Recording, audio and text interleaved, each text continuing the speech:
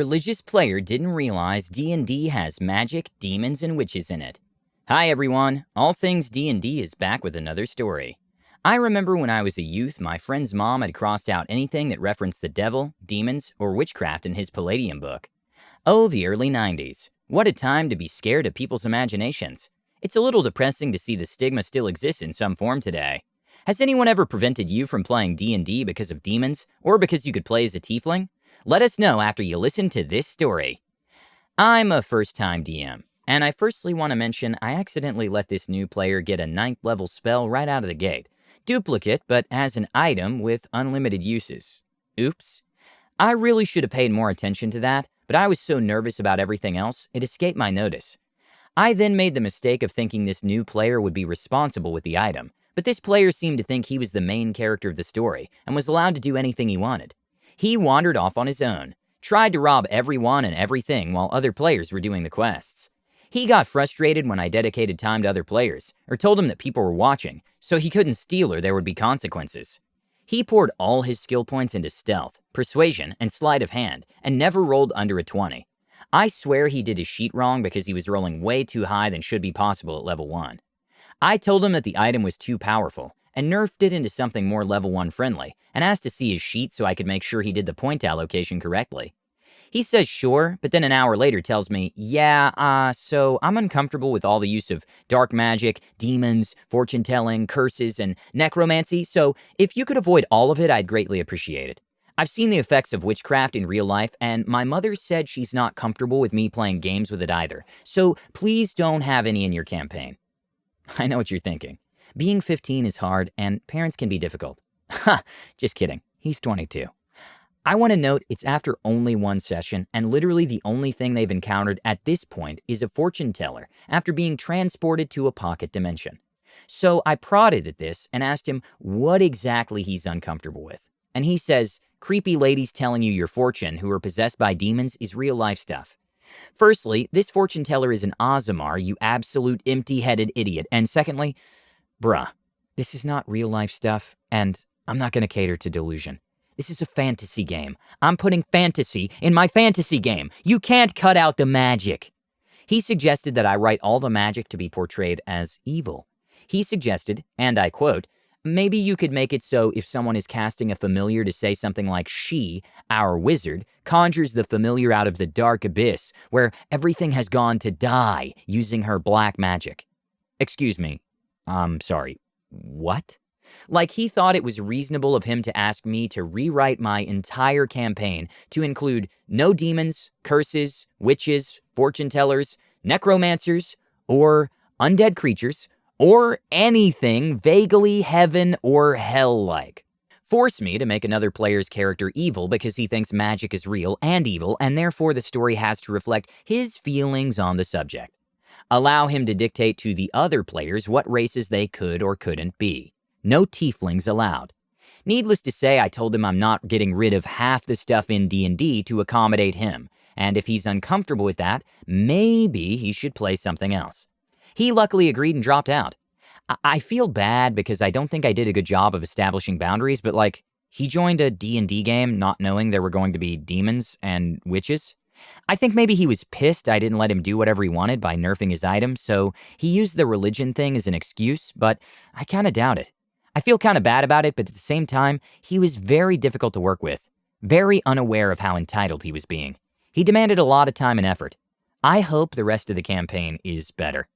I'm sure it will be. Now you can actually do what you want without a hypocrite sitting at your table, as user Pavster so eloquently pointed out.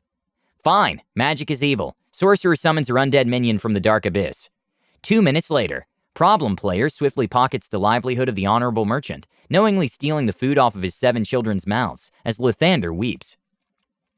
On the other end of the religious spectrum, what happens when players decide to create their own cult and new deities? Chaos. So, we're playing Curse of Strahd, and something interesting happened when the players decided to revisit the town of Vallaki. First, let's get some context on what happened on their first visit to Vallaki. If you didn't realize this by now, spoilers ahead for the Curse of Strahd module for D&D 5th edition. So our players, the Turtle Monk, the Tiefling Wizard, the Gnome Paladin, and the 3 Kreen Ranger, a very homebrewed character, are in the land of Barovia, and after they leave the village of Barovia, they head to Vallaki. There, they broke into the house of Lady Watcher while checking the village out. I quickly turned this into an opportunity for her to pitch her plan to take over the town from Burgomaster Vlakovic. The players actually agreed, so their first step was to kill Izek Strozny. They decided to look for him in the Burgomaster's mansion. However, their snooping around ended up in the wizard and the monk getting arrested, with the ranger and the paladin escaping. So now they had to figure out how to overthrow the Burgomaster and save their friends. They quickly determined that their friends were to be humiliated at the Festival of the Blazing Sun. So the plan was that after killing off Strozny, during the festival, the players would save their friends while Lady Watcher dealt with the Burgomaster. Well, after ganging up on Izek and killing him the next day, the festival had arrived. So the ranger and paladin managed to save the monk and wizard, but they had never actually returned the bones of St. Andral to the church in Vallaki, because they were preoccupied with overthrowing the government. As such, the St. Andral's feast event happened. Strahd encountered and kind of played around with the players before subjecting them to watch every man and child in the church die helplessly, and then he left. So now everybody's mad at the Burgomaster, who gets stoned to death. Lady Watcher promptly takes over and instates the essential worship of Strahd. And that was only the prologue. The players are now level 7 and decide to return to Vallaki. The monk is also chosen to multi-class in Sorcerer, so he also has spell slots with spells like Fireball. On their way, they hatch a plan to retake the entire town. They reach the town, and I've replaced the guards with Lady Watcher's cultists to make a point as to her taking over the town, though I kept the numbers the same. The first 2 cultists at the town's gate quickly become skeptical of the characters, and the players eventually have to kill them. They then force their way into the town, and using the thaumaturgy spell to magnify his voice, the wizard declares their intent to take over. Then 12 cultists come rushing down the road to meet the players. 2 fireball spells later, they're all crispy skeletons. So next I have Lady Watcher herself confront the players with another 12 guards. But 1 blight spell and 2 more fireballs later, they're all dead too. Then the wizard casts Raise Dead on Lady Watcher and 2 skeletons. So now with his own personal undead slaves, he rounds everybody up in the town to a meeting in the square. There, they declare that they're taking over. The people are obviously skeptical at first, and a couple recognize the players as people who helped Lady Watcher initially take over. However, 1 really high-rolled persuasion check later and that part is fixed up. But now the players break out their bigger intentions. The wizard officially declares that there are new gods in town. Who could be these great new deities? The answer, a pink sheep from our Minecraft server and a gay goblin we met in a random encounter, in an entirely different campaign with an entirely different DM. He then declared, forced, missionaries to carry the news to Kresk and the village of Barovia, and that there are new gods in town, and if they refused to comply, then they would declare a crusade. They also tried to convince the people to take up arms against Strahd, but that didn't go so well. However, the characters have, since that last session, expressed their intentions to take over the other 2 villages. Then they claim that once Strahd is dead, they'll rule Barovia as their own little personal empire. Interesting. Anyway, that's the story, and I'm legitimately intrigued as to how this will work out in the end. I also want to know how this will work out in the end. Has anyone successfully started their own crazy religion and taken over their world in D&D? I'd love to hear about that campaign. Please let us know what you think and comment below. Don't forget to subscribe to our channel, All Things D&D. Our videos are posted every Tuesday and Friday, so stay tuned for more amazing Dungeons & Dragons content.